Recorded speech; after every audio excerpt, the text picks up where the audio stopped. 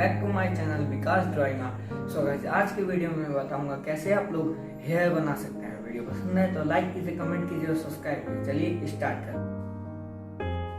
Guys, hair में white colour का hair बनाने के लिए मैं इंडेंटिंग टेक्निक का यूज करूँगा, जिसमें आप लोग पेन से भी कर सकते हैं, जिसमें इंक ना हो। फिर जिधर वाइट हेयर होगा उस तरफ आप लोग पेन से स्ट्रोक लगाइए। फिर मैं यूज करूँगा 2B हेयर में डार्क कलर का हेयर बनाने के लिए।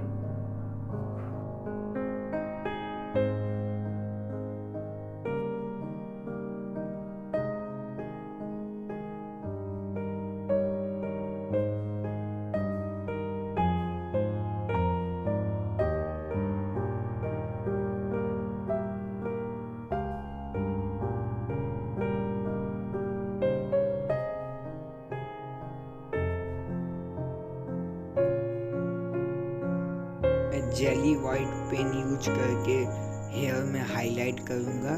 पेंसिल बाय करना है तो मैं इसका लिंक डिस्क्रिप्शन में डाल दूँगा।